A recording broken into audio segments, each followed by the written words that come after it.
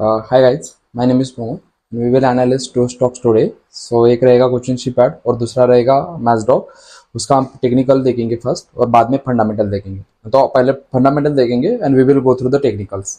So my screen I think visible to everyone. So यहाँ पे मेरे वॉच लिस्ट पे अभी 3 स्टॉक्स ऐड है, मतलब 5 है टोटली, बट एनालिस्ट जो करने वाले हम 2 है। एक कोचिन शिपयार्ड रहेगा और दूसरा रहेगा मैजडॉक्स। तो कोचिन शिपयार्ड का अगर फर्स्ट फंडामेंटल देखोगे तो कोचिन शिपयार्ड का अभी प्राइस चल रहा है 1435, जो हाईएस्ट गया था 2900 पे गया था। और जब से वो 2900 टच किया तब से वो टोटली रिवर्स है कोचिन शिपयार्ड। अब तो बजट स्टॉक कंप्लीटली फॉल हो रहा है वहां से। और अभी जहां बाइंग आई थी स्टॉक की, वो लेवल भी उसने क्रॉस कर दिए। मतलब देखिए बाइंग कहाँ पे आई थी कोचिन शिपयार्ड में। कोचिन शिपयार्ड में बाइंग आई थी यहाँ पे, मतलब कितने 1300 के लेवल पे, और स्टॉक आके वहां पे रुका है अभी। मतलब इट इज यहाँ पे लॉट्स चांसेस की स्टॉक्स यहाँ से रिवर्सल होगा। There are chances. चांसेस मतलब क्या है, एक स्ट्रॉन्ग लेवल है।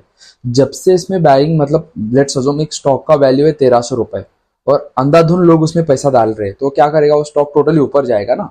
तो यहाँ से वो कंप्लीटली, मतलब पिछले एक दो दिन में वो 1300 पूरे 2800 रुपए गया था। मतलब स्टॉक पूरा डबल ही हो गया था ऐसा देखे तो स्टॉक यहाँ से जब हाई टच किया तब से वो कंप्लीटली फॉल हो रहा है। और जो पैटर्न फॉर्म किया है ना, ये है हेड एंड शोल्डर का पैटर्न। मतलब हेड एंड शोल्डर का पैटर्न इसने यहाँ पे ब्रेक किया 1600 पे, और तब से इसमें सेलिंग आई है। और उसमें जो मतलब जहां जहां से बाइंग स्टार्ट हुई थी वहां पे लेवल पे आके स्टॉप हो चुका है अभी। मतलब आज के दिन ही वहां पे आया है। फिर से अगर ये भी लेवल तोड़ता है, मतलब सपोर्ट कितना है 1350 का, अगर ये सपोर्ट तोड़ेगा तो it will B come down. यहाँ से फिर से वो नीचे आएगा। और नेक्स्ट जो सपोर्ट है ना उसका, वो 1180 का है। मतलब यहाँ पे सपोर्ट लेगा। ऐसे वर्क करता मार्केट। मतलब सपोर्ट क्या रहता है बेसिकली, जहां पे बायर बैठे हैं। सपोर्ट जो चीज रहती है वहां पे बायर, मतलब बाइंग के ऑर्डर, मतलब मुझे अगर बाय करना है 100 शेयर मैजडॉक के, तो मैं क्या करूंगा, अच्छी सपोर्ट लेवल देखूंगा और उस वहां पे बाय करूंगा। तो ये सपोर्ट लेवल है, यहाँ पे बाइंग के ऑर्डर ज्यादा रहते हैं। और रेजिस्टेंस लेवल क्या रहता है, जहां पे सेलिंग प्रेशर बहुत ज्यादा है। मतलब ये देखिए रेजिस्टेंस लेवल है, यहाँ पे स्टॉक आए 1800, कितना 1700 का प्राइस है।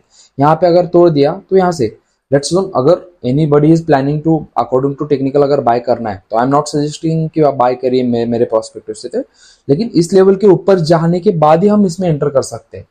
यहाँ पे इतना सेलिंग प्रेशर है कि we can't go into the stock. मतलब जिस कोई, मतलब देखिए गिरते हुए तलवार को पकड़ने का काम है। लेट्स अज्यूम गिरती हुई knife, I can't give a proper example to you, but कभी भी फॉलिंग स्टॉक को पकड़ना नहीं चाहिए। और जब तक गिरेगा तब तक गिरने दीजिए। इसमें अच्छी सी बाइंग, लास्ट टाइम इसमें यहाँ पे बाइंग आई थी 8 अक्टूबर को, 10% अप हो गया, लेकिन अगले दिन से फिर से रिवर्सल स्टार्ट हो गया। तो आई थिंक कोचिन शिपयार्ड में बाइंग तो अच्छे प्रॉपर तरीके से नहीं है, लेकिन यहाँ पे अभी एक गुड सपोर्ट पे आके बैठा है 1350 का। यहाँ से वी कैन एक्सपेक्ट की सम मूव, मतलब अपर साइड पे थोड़ी मूव आ जाएगी। और कोचिन शिपयार्ड का अगर अगर फंडामेंटल आप देख रहे हो, तो कोचिन शिपयार्ड का बुक वैल्यू से बहुत ही हाई हो गया है, 5x से 6x हो गया। नॉर्मली जो रहता है ना stock 3x, okay 3x 4x चलेगा, लेकिन 5x 6x के ऊपर जा रहा है, तो be careful in the stocks. Second thing, company पे डेप्ट कितना है, 489,000 करोड़ का डेप्ट है। मतलब कंपनी का जो भी सेल्स होगा, जो भी प्रॉफिट होगा, प्रॉफिट आफ्टर टैक्स जो भी आएगा 885 करोड़, मतलब ये सारा इसमें, मतलब पहले डेप्ट क्लियर करने में कुछ परसेंटेज डालेगा, बाद में आपको अर्निंग परसेंट मिलेगा।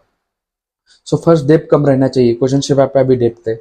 सेकंड थिंग देखिए, कोचिन शिपयार्ड में जो अभी रिजर्व कैपिटल कितना है उनका देख सकते हैं। Let's assume reserve capital Cochin shipyard के पास है 4894 करोड़। So it's great. मतलब रिजर्व कैपिटल जितना ज्यादा रहेगा उतना अच्छी बात है। इसके बाद सेकंड थिंग देखते हैं cash flow. So cash flow should be always in profit. Cash flow अगर निगेटिव में है तो कंपनी के पास पैसा, मतलब ऑपरेट करने के लिए पैसा तो चाहिए ना। So it will be not in negative. अगर वो प्रॉफिट प्लस में रहा तो इट विल बी ग्रेट। बाद में that's promoter holding is I think same, it will be not decreased. तो according to fundamental Cochin shipyard stock अभी तो इस लेवल पे तो सही है, लेकिन इट इज जब वो 28 रुपए के लेवल पे गया था और book value 191, it's not a good price. अभी जो जिस प्राइस पे अगर स्टॉक मिल रहा है ना आपको, it's definitely a great price for the stocks. But 2822 पे अगर आप परचेस कर रहे हो तो it will be high value stocks, और वो पूरा रिकवर आ चुका है। मतलब let's assume according to technical, यहाँ पे एक सपोर्ट है इसका, यहाँ पे भी सपोर्ट है, ये यहाँ तक आ सकता है। अकॉर्डिंग टू मी 1100-1200 तक भी आ सकता है स्टॉक्स, डिपेंड ऑन। अगर ये लेवल तोड़ेगा ना तो definitely it will comes to the 1200 रुपए तक ये स्टॉक आ जाएगा। वो पैटर्न भी फुलफिल आउट हो जाएगा। Okay, so according to my prospect, जो अगर ये सोच रहा है इसमें स्टॉक में बाय वगैरह करना चाहिए, तो मैं तो ये सेबी रजिस्टर्ड ऑथोराइज नहीं हूँ आपको बताने के लिए, लेकिन मेरे हिसाब से तो मैं इसमें बाय नहीं करूंगा अभी। ओके, और मुझे अगर एंट्री लेना हो तो इसमें तो 1800 के बाद ही मैं एंट्री लूंगा स्टॉक्स में। ये हो गया कोचिन शिपयार्ड का मतलब। नो, फ्रेश बाइंग जब तक नहीं आएंगी, 1800 के ऊपर या 1900 के ऊपर नहीं जाएगा स्टॉक्स, तब तक इसमें हम बाई नहीं कर सकते। मतलब टोटल सेलिंग का प्रेशर है स्टॉक्स में। और सेकंड थिंग देखेंगे हम मैजडॉक में। मैजडॉक आप देखोगे तो मैजडॉक यहाँ से फॉल हो रहा है, मतलब सेम कोचिन शिपयार्ड और मैजडॉक यहाँ से ही फॉल होना स्टार्ट हो गए। और दोनों स्टॉक एक ही सेक्टर में डील करते हैं और वो भी डिफेंस सेक्टर में। तो मैजडॉक का भी फॉलिंग यहाँ तक आ गया और मैजडॉक में यहाँ बाइंग आई थी 8 अक्टूबर को, सेम डे 8 अक्टूबर को कोचिन शिपयार्ड में बाइंग आई, मैजडॉक में भी सेम डे बाइंग आई है। लेकिन मैजडॉक यहाँ पे सपोर्ट ले रहा है। यहाँ जो पैटर्न बना है ना, ये रिवर्सल पैटर्न है। मतलब अगर ये ब्रेकआउट करेगा तो मैजडॉक का हम ही एंट्री लेंगे 4400 में, स्टॉप लॉस रहेगा हमारा 3800 का, और प्रॉफिट जो टारगेट रहेगा 5500 का मैजडॉक का मेरा प्रॉफिट रहे टारगेट रहेगा। सो एंट्री शुड भी 4400 के बाद ही एंट्री रहेगा इसमें, और stop loss should have to tricks. अगर कोचिन शिपयार्ड और मैजडॉक में अगर दो पूछ रहे हो मुझसे, तो Mazdock should be a greater stock compare to Cochin shipyard. तो आपको बाय करना है तो आप मैजडॉक को फोकस कीजिए, कोचिन शिपयार्ड पे फोकस मत कीजिए। और मैजडॉक का फंडामेंटल भी देखिए आप कितना स्ट्रॉन्ग है। Book value is 3 not, book value का वो इतना डिफरेंस है सेम, लेकिन डेप्थ देखोगे आप तो मैजडॉक इज कंप्लीटली जीरो, मतलब 0.93 करोड़। इनका 1% भी डेप्थ नहीं है मैजडॉक पे। Okay, so earning per share is great. तो आप देखो प्रोज भी ज्यादा है, कॉन्स कम है मैजडॉक के। लीडिंग सेक्टर का लीडिंग स्टॉक है सबसे बढ़िया। सेकंड थिंग, रिजर्व कैपिटल कितना है मैजडॉक के पास? रिजर्व कैपिटल है 6000 करोड़ और बोरोइंग सिर्फ एक, मतलब ये तो बहुत बड़ी चीज है। कैश फ्लो कैसा है मैजडॉक का? So all be net cash flow is positive, 16,655 rupees in net cash flow is positive. तो compare according to fundamental Mazdock is great stocks. Promoter holding भी ज्यादा है, कोचिन शिपयार्ड में प्रोमोटर होल्डिंग 74 थी, इसमें 84 है। So the stocks will be great to the purchase.